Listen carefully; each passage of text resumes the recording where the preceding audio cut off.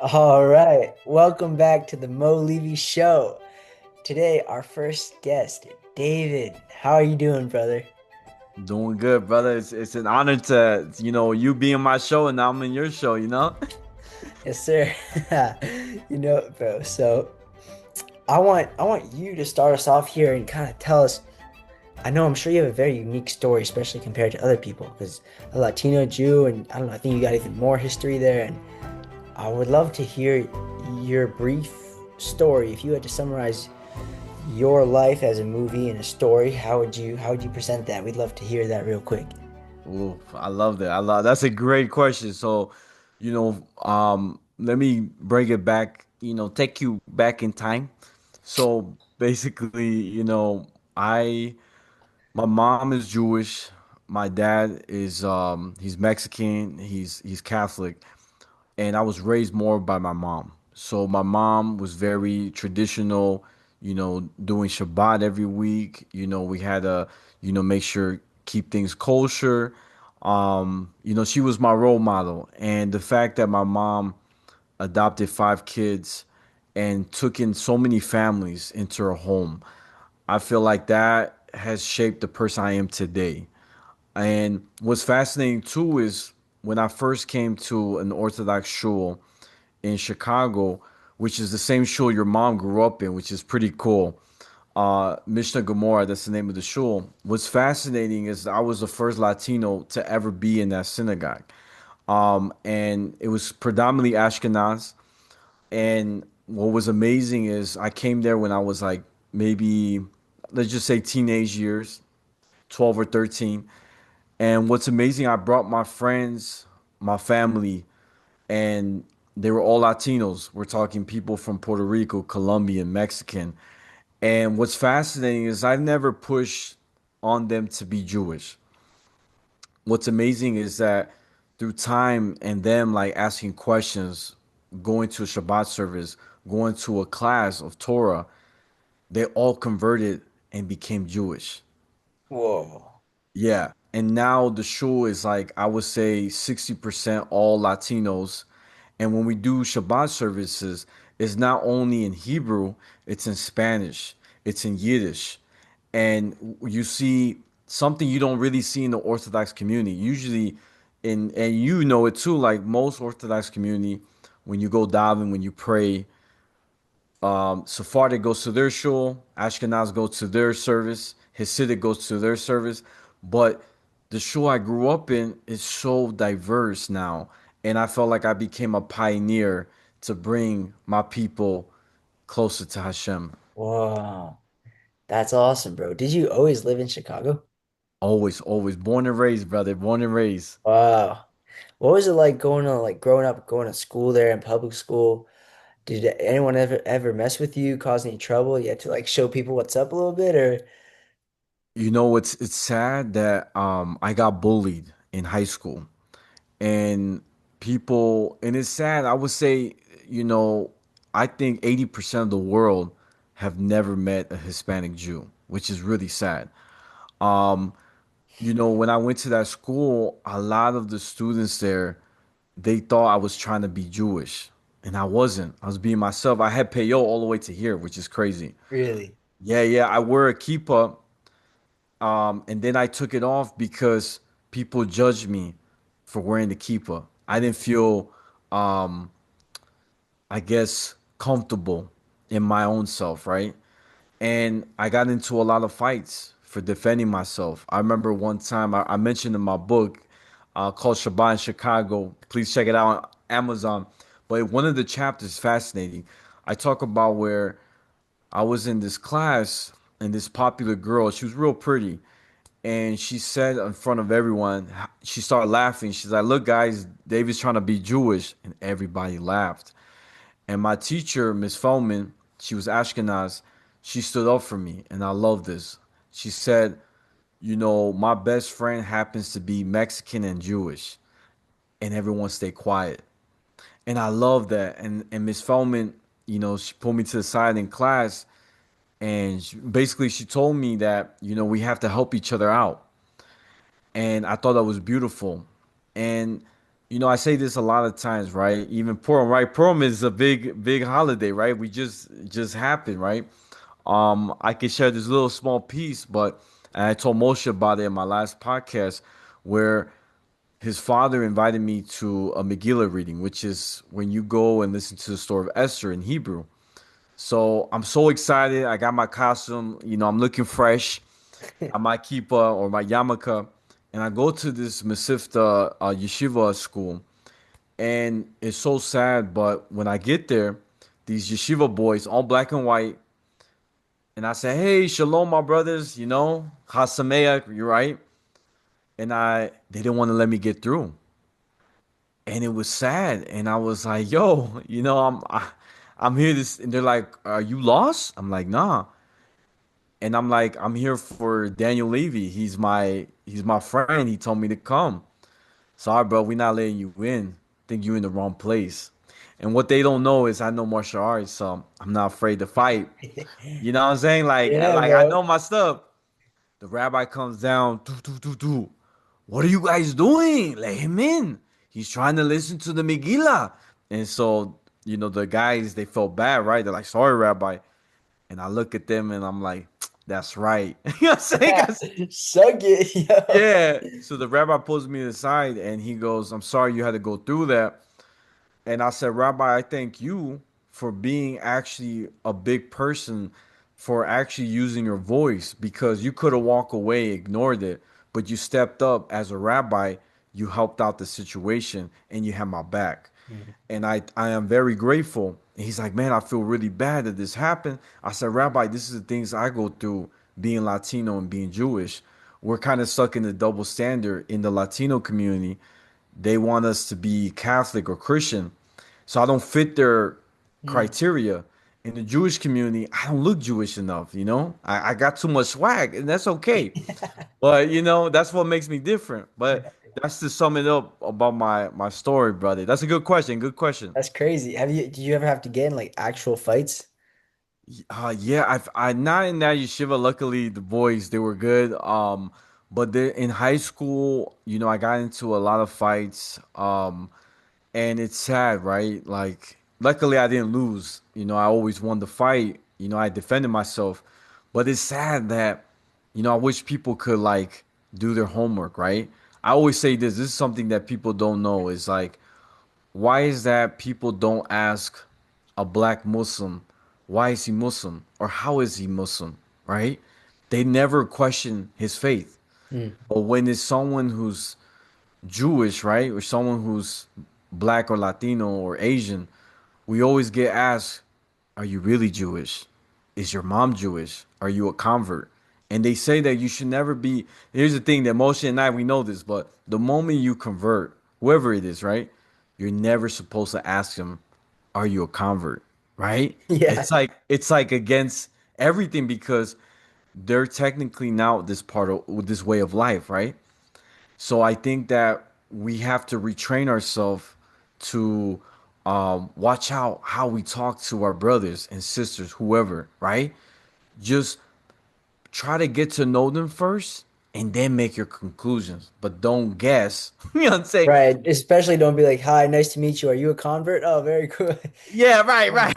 And also, like, once you're a convert, like, yeah, technically you converted, but you're not a convert because you are Jewish now. Like, you have like a new part of your soul is activated. It's not really like, oh, you converted. It's like, no, you're Jewish. You know, not a convert. You're not a convert. You're Jewish. You know what I'm saying? It's true. It's true, brother. Yeah, it's sad. It's sad. I think hopefully, like I said, things are gonna get better. I think it's all about like this, having these conversations. I think people are gonna feel more connected. Even like one thing that could really break stereotypes, I always tell people, is if you invite them for a Shabbat dinner or a Purim festival. If Mm, you don't invite someone who's not Jewish to these gatherings, they will always assume that the stereotypes they see on TV is real life. that's so true. So true. Yo, for the people watching on video though, what was like one of the most effective moves you pulled off in a little fight? You know what I'm saying? You like little. Back elbow. I remember you showed me that one in the Taekwondo training, bro. You know, you down behind your bag, they come up behind you, grab your shirt, spin back elbow, boom. Man, I got so many stories, brother. I got one where this guy he choked me. He elbowed me like right here on the locker room in school. And there's a movement where they have you like this. And so the movement that I learned in martial arts is you move their elbow and you come in for the rib cage.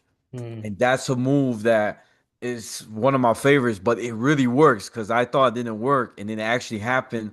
The guy pushed me in the locker room, and I moved in right away. I got out, and it was smooth. And he was shocked. He's like, "Dang!" He was a big guy. He was like probably 300 pounds. I'm not gonna lie, big dude. But I was able to move. Yeah, like I always say this in martial arts, you gotta read your surroundings. Hmm. You got to see where you at. Like something I learned is always be against the wall. Like if you're at a party or if you're at a restaurant, try to be the closest to the exit for safety. A little cool story I can share about Bruce Lee. I have to share this. Bruce Lee was invited. Who, if no one knows, Bruce Lee for me is the greatest martial artist of all time. He created Jeet Kune Do, which is the modern day mixed martial arts. And what's fascinating is that he got invited to a Hollywood party. And everyone's like, "Come on, Bruce Lee, you gotta come through." And he's like, "Nah, I'm good. I'm gonna stay with my wife." You know what I'm saying? Yo, is Brucey Bruce Lee or is this someone else? No, no, the Bruce Lee, like the Bruce Lee, movie. okay, okay, Yeah, yeah, yeah, got yeah, you, yeah. got you. So everybody's like, "Come on, Bruce Lee, come through." He's like, "Nah, I can't. I'm gonna be with my wife." But I appreciate it. Bruce Lee, when he became more closer with his life and with more a family man, he stayed home a lot and avoid those places. You ready for this? Something happened in the party where someone got invited and killed everybody at the party. And they said that what if Brucey was there? Would he stop that from Hmm. happening? And the crazy thing is, why put yourself in those situations, right? Like Brucey was smart. He avoided crowded places like that. Why be there if you don't know what's gonna happen, right? You hear these stories with like, you already know in the news with all these people going to this parties, right? Different islands, Right. and and it's sad, right? And they're like, "Oh, this I had a good time," and they're meeting people, they're drinking, right? And then you're ready for this. 10 years later, I don't remember I was there. I mean, they took a good picture, but I don't remember how I ended up there, right? Don't lie to yourself. Own up to it, right? Why put yourself there? You knew what you were getting yourself into. You can't Yeah, play victim, right? You right. got to be Yeah, honest. yeah, You know yeah. what I'm saying? That's crazy. So, what would you say is like one of the biggest lessons growing up, with your mom? Did you say your father was around or not really? It was just kind of your mama. My mom, yeah. Yeah, wow. So, and siblings? My siblings, so they're all adopted. So, but we're very close. We're very close. How many? Five of us. Now it's in the book is five, but my mom, since I moved out, she took in more kids. Wow, that's beautiful. So yeah, it's big. It's big, brother. It's a big Whoa. family. Wow. So, what would you say one of the biggest lessons that kind of like turned around your life and like took you on a different path? One huge lesson that you learned growing up in that environment and just kind of traveling through life that kind of stuck with you and you think about. I think is with my house, right? I used to hate living with like so many people. There was one point we had like 18 people living in our house, and I used to get so mad because I had to share my room.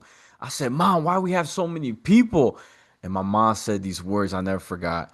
She says, "This is my house. I can do whatever I want. If you don't like it, you can move out." But she says, the good thing about this house is that you're learning about different personalities. So when you go in the real world, in the streets, you can read what kind of personality you're dealing with. You know how to handle it, how to avoid a conflict or deflect a situation because you know who you're dealing with. And so I'm gonna share something in psychology. You're gonna love this. In psychology, they say we have five faces. They said when you're with your friends, you put a face. When you're with your teachers, you put a face. When you're with your parents, you put this personality. I'm a good kid. Yeah. And then when you're with your boys, you're like the cool, yo man, this girl's real cute. We gotta go talk to them. That's a different face. So they call it the five faces. We all technically all have five different personalities. We just don't want to admit it, but we're not the same person at every group or friends group or family group. And that's what I learned. So when I see somebody, I could already detect right away this person has a lot of anger issues. This person's very sad. This Mm. person's very happy. Or this person seems like um needs a lot of support, not a lot of love. So I see that. So I'm grateful for my mom. That is something I hold on to. That's a such a valuable skill, bro. That could save you so big, you know? Like I feel like there's some people who are kind of like you're saying that have that skill developed. They're in tune with feeling this energy from people. Like you can meet people. Some people can do this, some cannot. I think you are the person who can, but like you meet the person and you could tell like if they're genuinely a good-hearted or if they're like pretending to be, but behind that is a bunch of mold. You know? It's very subtle and nuanced, but that's such a valuable skill. Yeah, yeah, brother. It's hard. It's hard. Like I remember one time I had one of my friends with me and this person came in and something seemed kind of off. They were like twitching a little bit and I saw something in their wrist. And I looked at my friends. I saw and the person's trying to get help from me, right? Like trying to get like something in my business. And I looked at my friends and I said, "You know what? I can tell you this person just got a rehab."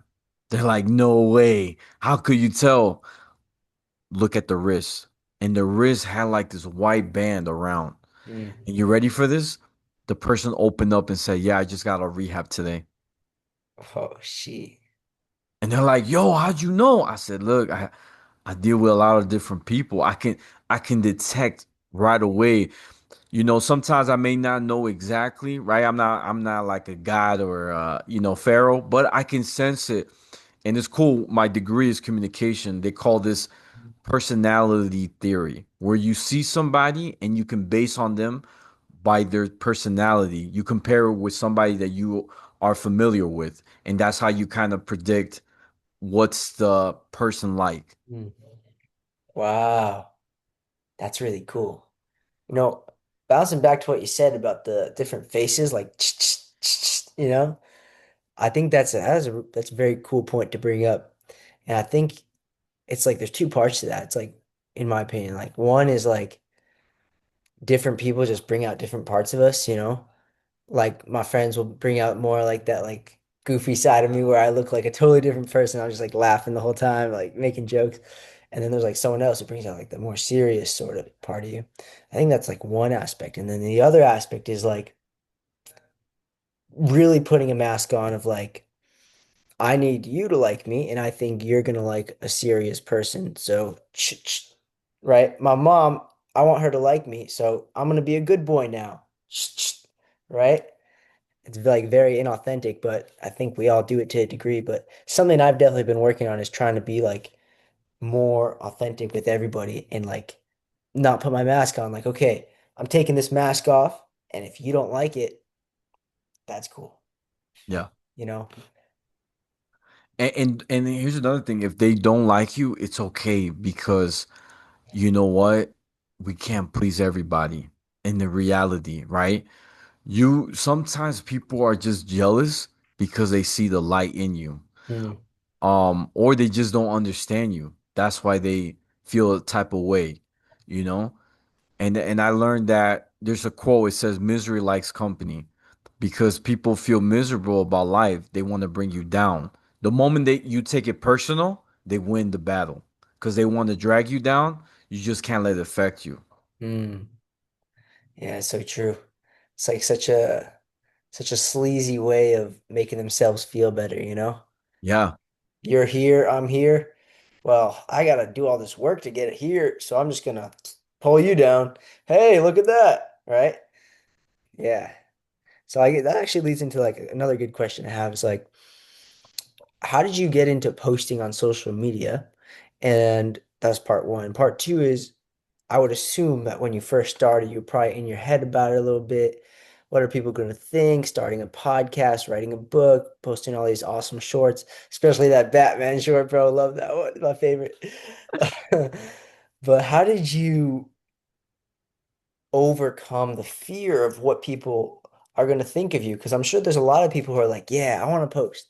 I want to start a podcast. Like even me a little bit, like I'm trying to get out there. But then there's always that little voice. It's like, nah, or sometimes it's loud. Nah, bro, like people are going to think you're this and that and blah, blah, blah. How did you rise above that? So that's good, man. I gotta bring Tora to this. This is you're gonna love this. So when you have that evil thought or that negative energy in your mind, that mindset of like, oh snap, they're not gonna like it. This is a an ugly video. This is not my best work, right? You have these thoughts, right? Though that is the Yitzhahara, the bad inclination. He doesn't want you to succeed. So you have the Yishatov, the good inclination. So you always got to think every time you post, who cares what people think? This is what makes you different. This is you, right? This is the original authentic showing your authenticity. This is the real Moshe, right? This is me. People don't like it. Oh well, it's not their cup of tea. That's okay. I'm gonna post tomorrow. Bam. What helps me is look at the greatest people of all time, right? Let's think about Tupac, one of my favorite rappers of all time. He made music, he made like 8 songs, okay? But he lived like it's his last day. That's how you gotta live. You gotta think today's your last day, and how do you want people to remember you? What if today Wi-Fi is gonna go completely gone? TikTok is gonna Mm, go away. Live like it's the last moment. So I always tell people this, and I gave homework to Moshe, and I can share this. It's called the 100-day challenge. You post every day in all platforms, and you're gonna see the growth. You're gonna see that people are gonna hook into you, and you're gonna love it. Even though you don't feel like it may not be looking like I don't know, like some big director like Steven Spielberg. You're like, man, I don't have the camera like E.T. or Jurassic Park, but the content is there. I always tell people you have a phone, you have Wi-Fi, there's no excuse. If you don't have those things, you're off the hook. But if you live in the US and you have a phone, you have Wi-Fi, use it. It's in 4K. You got no excuse. And I mm. always tell people, don't copy the trends that people are doing. You see people doing the same dance or the same movement, Yeah, yeah. the music, that's boring. Be original, be different, be Moshe, Mm, yourself. The mm. moment when you get stuck and you're copying everyone, you become complacent. You're too comfortable. You're not growing. So in those moments when you're like, man, 100-day challenge, day 57, okay, I'm stuck, bro. Like, I don't have any more ideas. What's something you can do that's helped you when you get like, I gotta post, I don't know what. So what I tell people is you have like in a week, right? You could technically film 36 videos in 1 week. Hmm. So that gives you 36 days ahead of your content. The Hmm. goal is to edit all your videos in one profile and then have them schedule for YouTube, Instagram, TikTok. So that way you don't have to worry about waking up at the same time and posting it. Or what should I post? Because you have it scheduled already. That's gonna avoid like, I don't know what to do next. Should I do this one? It avoids that. It makes life a little easier. And I always tell people this, something I learned from my favorite YouTuber of all time. Shout out to Edgar O. He's the one that really inspired me to do this. Right on. He said that you should let the social media be your passion and don't do this for money. Hmm. When you do this for money, yeah, you're going to become big, you're going to make money, but then you lose your creativity. You get too lazy. But if you do it for passion, no matter what, you're still doing it because it's your passion. And one thing he said to me, when he posts videos, right? He said, you got to post them all the time. And I'll tell you why. The fans don't care, or the audience don't care if you're sick, if you have a bad day.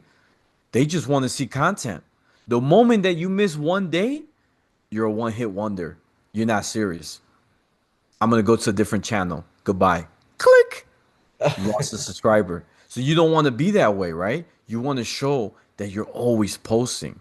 And that's the beauty. You are the creator of your platform. You are your teacher, you know? I always say I tell people like this. Think of it like I'm going to share a little example. You have people that are average Joes who became famous for being a doppelganger of a celebrity. I'm giving you an example. Let's talk about Michael Jackson. Let's talk about people that they're like the wannabes, but they dress up like them, the celebrity. They have the same haircut. They're the look-alike. Now they sound like him.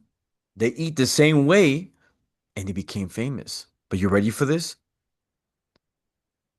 They, when they get home, they forget who they are because they're playing this character that's not them. The moment that celebrity passes away, everyone forgets about them, the look-alike. And you ready for this?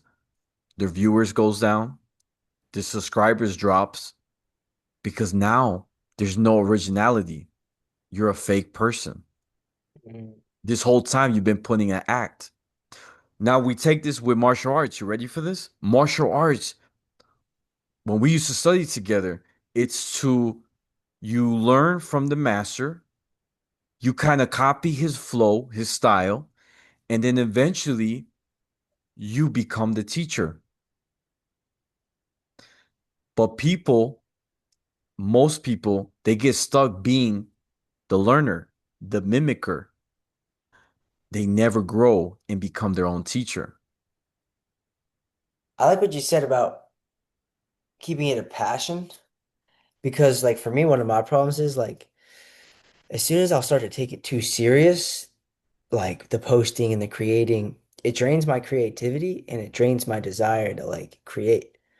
But I guess you can really like make like your social media page your own personal like it's like your house. Like you could design it like with all sorts of things that are authentic to you and that you think could benefit other people, right? Like I'm sure it's probably good to have like mostly like this is mainly what I do, but then you correct me if I'm wrong. But I would think then also like tossing in just some other random things, just like showing more of your personality, you know, keeping it interesting. What do you think? Yeah, yeah, because you don't want to be one-sided, right? A lot of content creators are only good at one thing. I see. They're good at live streaming, that's it. They're only good at posting, let's say, videos of themselves going shopping at the thrift store. That's it. For me, that's boring. You're not really that diverse. Hard to relate to that. Yeah, you're only one-sided. I Yeah. can't, we don't really know your life really. So you need to change it up a bit. Show them that you know how to dance, right? If you like dancing, dance. If you like fishing, show them fishing. If you like exercising, show the video of you exercising. Change it up a bit, because people are watching you as a reality star. So act like it and show them that you're a fun person. I Hmm. can say this about your video, right? The one about finding someone to go to MGK concert. One of the funniest video I saw, I'm not gonna lie. I was like, yo, my boy's funny. Like, really? And Thank I you. said, yeah, and I was like, there's a part where you did like a Hispanic accent.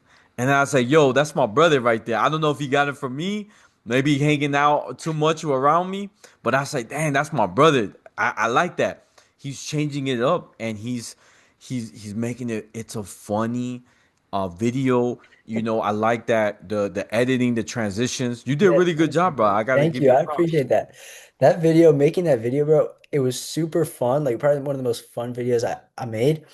But at the same time, one of the most painful videos to make, bro. Like I had to do a lot of that alone, like going out to like the mall or the campus like by myself, which is like quite intimidating. And then going up to all these girls, bro. Oh, man, rejection therapy at its finest. But that was great, bro. No, that video, like if I watch that back, I crack myself up too, because that's just like that's so like so raw and like so unfiltered, but like so funny. Yeah. So I guess if you were to like the like one or two sentences, someone wants to post, they're having resistance from the Yetzer Hara. What's a quick insight that can get them over that? I just say, just remember you're amazing. Hmm. That's it. Change your energy. I always tell people, wake up when you look in yourself in the mirror, say to yourself, you're good looking, you're amazing, you know, and that's gonna change your mindset, you know. You gotta say this video, it may not go viral, but it makes me happy today. Bam. Hmm. Because if you keep saying, oh man, I didn't get a lot of views, I got 2 views, I give up, you didn't give it time, you know? They always say it's not your time, it's God's time. So it's like that commercial. There's an old commercial I remember. They used to um it's a funny commercial, but people used to be like waiting for money to come in the mail or something.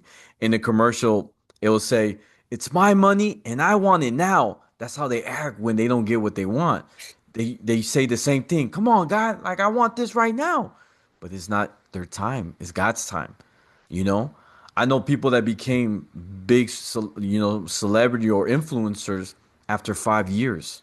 Some people in a year, some people 6 months, but they never know when. So you just gotta say it's coming soon. It's like praying. Can I share this a little bit with prayer Yeah, real yeah, let's quick? finish it up. But like, Okay. I would love for you to share that. Real quick, real quick. So Moshe wasn't allowed to go to the promised land. And so it says in the Torah that he prayed 500 times, 500 days, okay? And one day he just didn't pray. And they said that if he would have prayed that one more day, he was going to be allowed to go to the promised land. It's the same concept, same concept. And guess why he didn't pray that last day? Is because Hashem told him to not pray that day. That's that's a very, very interesting insight.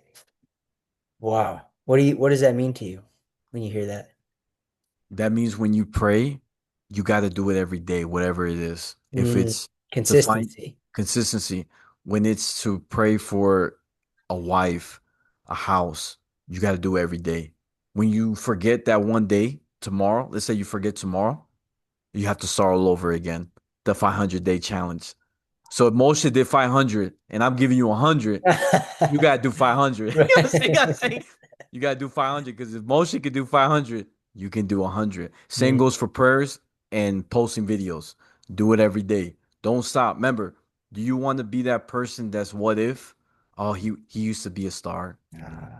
yeah. Or do you want to be the person like, yo, I'm for real? Yeah. Man, that's definitely one of the scariest things is like thinking, you know, 20 years from now, looking back, man, what if I just tried that? What if I just committed for like just a year? What could have happened? That thought, that's something you don't want to be living with in a few years. Because what if? Yeah. Anything's possible. You have no idea. It's a good point. Yeah. Thank you, brother. All right. Well, we're gonna wrap it up here. Anything else you would like to leave the beautiful people with for the road? Just be yourself and be happy. That's my message. Hmm. Be yourself. Be happy. Drop the mask. Yeah. All right. Thank you so much for joining, brother. It's a pleasure.